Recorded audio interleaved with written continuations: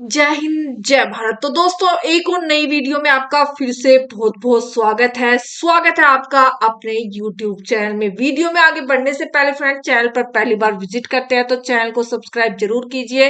साथ ही साथ वीडियो को लास्ट तक देखा कीजिए ताकि आपको पूरी जानकारी का पता चल सके। जी हाँ दोस्तों, यहाँ पर सरकारी कर्मचारियों के लिए बेहद ही महत्वपूर्ण खबर। जी हाँ दोस्तों, केंद्रीय कर्मचारियों की सैलरी कितनी बढ़ेगी उसको लेकर यहाँ पर एक अपडेट आया है। साथ ही साथ फिटमेंट फैक्टर से अगली बैठक तक जानेंगे 10 बड़े अपडेट। आप सभी के लिए बड़ी खुशखबरी, हर कर्मचारी के लिए ये जानना बेहद ही ज्यादा जरूरी है। जी हाँ दोस्तों, ये जो जानकारी है ये आपके लिए जान लेना बेहद ही ज्यादा जरूरी है। वो 10 बड़े अपडेट जो कि आप सभी को जान लेना है बेहद ही ज्यादा जरूरी। अगर आप एक केंद्रीय कर्मचारी हैं या सरकारी पेंशनर है तो ये खबर आपके लिए बेहद ही ज्यादा महत्वपूर्ण है। 10 बड़े अपडेट्स आए हैं यहाँ पर फिटमेंट फैक्टर को लेकर और अगली बैठक को लेकर। केंद्रीय कर्मचारियों की सैलरी में होगी बम्पर बढ़ोतरी, फिटमेंट फैक्टर से अगली बैठक तक जानेंगे 10 बड़े अपडेट। जी हाँ दोस्तों, यहाँ पर वो 10 बड़े अपडेट कौन से हैं वो आज की इस वीडियो में डिस्कशन करूंगी आपके साथ। साथ ही साथ 8वें वेतन आयोग को लेकर केंद्रीय कर्मचारी और पेंशनर के बीच लगातार चर्चा तेज हो चुकी है। हर कोई ये जानना चाहता है कि 8वें वेतन आयोग में सैलरी कितनी बढ़ सकती है, क्योंकि फिटमेंट फैक्टर कितना होगा और आयोग की सिफारिशें कब आएंगी। फिलहाल आयोग अलग अलग राज्यों में कर्मचारी संगठनों से बात कर रहा है और उनकी राय ले रहा है, लेकिन अभी भी सरकार की तरफ से कोई भी फैसला यहाँ पर नहीं लिया गया है। अभी बैठकों का दौर जारी है।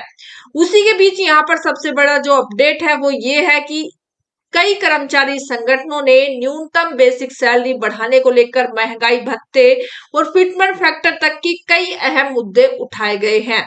जी हाँ दोस्तों, 8वें वेतन आयोग से जुड़े 10 बड़े सबसे अपडेट जो कि आपके लिए जान लेना है बेहद ही ज्यादा जरूरी, तो फटाफट से जान लेते हैं। पहला जो अपडेट है, क्या 8वें वेतन आयोग की सिफारिशों का फायदा 1 करोड़ से ज्यादा लोगों को मिलने की उम्मीद है।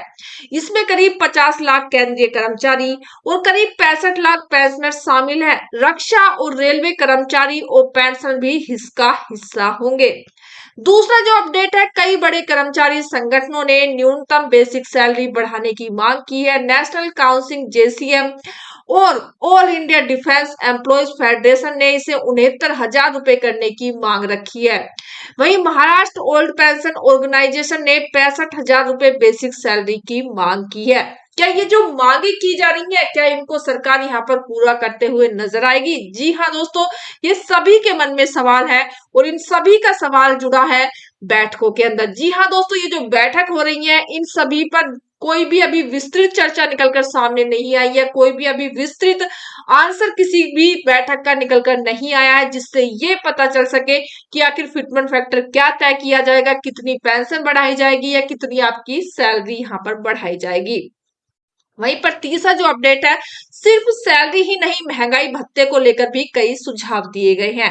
एनसीजेसीएम ने महंगाई के हिसाब से सैलरी तय करने का मॉडल सुझाया है। महाराष्ट्र ओल्ड पेंशन और ऑर्गेनाइजेशन ने कम से कम 4% डीए बढ़ाने और 50% डीए की बेसिक में जोड़ने की मांग की है। वहीं एआईडीआईएफ ने महंगाई के हिसाब से कर्मचारियों को बेहतर फायदा देने की भी बात कही है।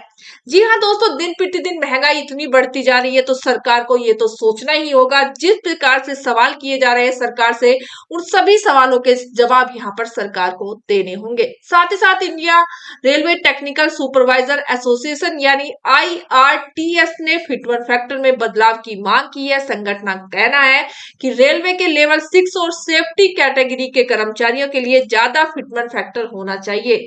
इसके लिए 2.92, 3.50 और 3.80 जैसे अलग अलग फिटमेंट फैक्टर का सुझाव भी दिया गया है। जो रेलवे के कर्मचारी है, जो लेवल 6 के कर्मचारी हैं, उन सभी के लिए ये यहाँ पर मांग की गई है, फिटमेंट फैक्टर इतना होना चाहिए।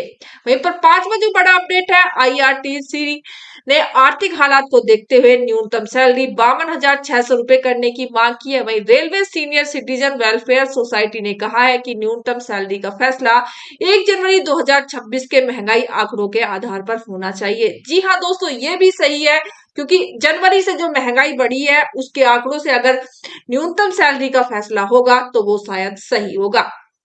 छठा जो अपडेट है, आयोग ने मेमोरेंडम भेजने की आखिरी तारीख 15 जून रखी थी। इससे पहले सुझाव देने की इस तारीख को 2 बार बढ़ाया भी गया। हालांकि आयोग अभी भी 30 जून 2026 तक अपनी वेबसाइट पर ऑनलाइन डेटा लेने की प्रक्रिया जारी रखे हुए है। यानी 30 जून तक आप अभी भी जो आपकी मतलब कि आप कुछ भेजना चाहते हैं, कुछ कहना चाहते हैं, वो आप भेज सकते हैं। ऑनलाइन डेटा अभी भी अवेलेबल है। सातवां जो अपडेट है वो है, 8वें वेतन आयोग ने अपने काम को आगे बढ़ाने के लिए सलाहकारों की भर्ती भी शुरू की है। कुल 20 पदों पर 1 साल के कॉन्ट्रैक्ट या आयोग के कार्यकाल तक के लिए भर्ती की जा रही है। आवेदन तब तक लिए जाएंगे जब तक सभी पद भर नहीं जाते। वहीं पर अब 8वें अपडेट की बात करें तो 8वां वेतन आयोग अप्रैल, मई, जून और जुलाई में कई राज्यों का दौरा कर चुका है। आयोग कर्मचारी संगठन, यूनियन और दूसरे पक्षों से बात भी कर रहे हैं, उनकी राय भी ले रहे हैं। अब अगली अहम बैठक 6 और 7 जुलाई को भुवनेश्वर में होगी। इसके बाद 9 और 10 जुलाई को बेहद ही अहम बैठक होगी कोलकाता के अंदर। वहीं पर सरकार की सामान्य सीमा के अनुसार आयोग अपनी अंतिम सिफारिशें करीब 18 महीने में दे सकता है।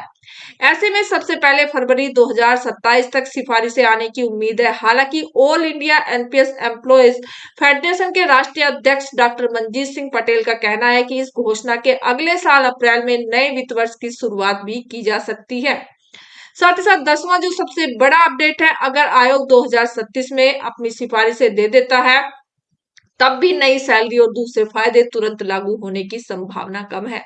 क्योंकि पिछले वेतन आयोग का रिकॉर्ड बताता है कि सिफारिशें लागू होने में लगभग 2 से 3 साल का समय लगता है। यानी अगर सिफारिशें 2027 में आती हैं तो पूरी तरह लागू होने में 2029 या 2030 तक का समय यहाँ पर लग सकता है।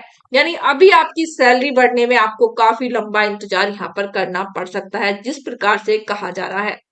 वहीं पर 8वें वेतन आयोग में बढ़ सकता है एचआरए। जानिए किसे मिल सकता है 73,860 रुपए तक का फायदा।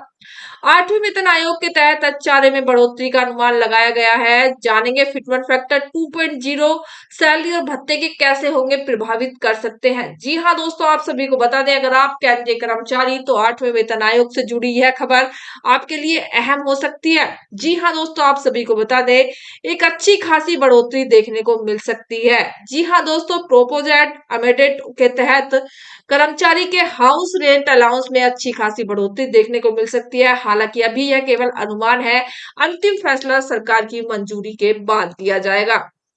आप सभी को बता दें कैसे बढ़ेगा एचआरए। फिटमेंट फैक्टर सीधा एचआरए पर लागू नहीं होता, लेकिन यह कर्मचारियों की बेसिक सैलरी बढ़ाता है और एचआरए की गणना उसी बेसिक सैलरी के आधार पर होती है। यानी जितना ज्यादा बेसिक पे होगा उतना ही ज्यादा एचआरए भी बढ़ाया जाएगा। बैंक बाजार के सीईओ आदिल सेठी के मुताबिक फिटमेंट फैक्टर में थोड़ा सा बदलाव भी कर्मचारियों की सैलरी और बेसिक पे से जुड़े भत्तों पर बड़ा असर डाल सकता है। साथ ही साथ क्या 8वीं वेतन आयोग चल रहा है? जी हाँ दोस्तों, फिलहाल 8वां वेतन आयोग करीब 55 लाख केंद्रीय कर्मचारी और लगभग 69 लाख पेंशन के लिए संशोधन को लेकर अलग अलग पक्षों से चर्चा चल रही है, लेकिन अभी इस पर कोई भी स्पष्टीकरण जारी नहीं किया है। साथ ही साथ कभी क्या अभी इन आंकड़ों का अंतिम माना जाएगा? नहीं, फिलहाल सामने आए सभी आंकड़े केवल अनुमानित गणनाएं हैं। 8वें वेतन आयोग की सिफारिशें आना और केंद्र सरकार की मंजूरी मिलने के बाद ही ये तय हो पाएगा कि फिटमेंट फैक्टर कितना होगा, साथ ही साथ एचआरए में वास्तव में कितनी बढ़ोतरी होगी। साथ ही साथ आप सभी को बता दें, केंद्रीय कर्मचारियों को भी आधिकारिक घोषणा का इंतजार करना होगा। जी हाँ दोस्तों, आप सभी को यहाँ पर साफ साफ बता दें कि केंद्र सरकार या सरकार की तरफ से अभी भी कोई भी फैसला नहीं किया गया है, या तो फिटमेंट फैक्टर को लेकर या एचआरए को लेकर या आपकी सैलरी को लेकर। तो अभी आपको इंतजार करना पड़ सकता है। और थोड़ा सा ये कुछ बड़ी अपडेट्स थी जो आपके लिए जान लेना बेहद ही ज्यादा जरूरत है। मिलते हैं नेक्स्ट वीडियो में, तब तक के लिए जय हिंद, जय भारत।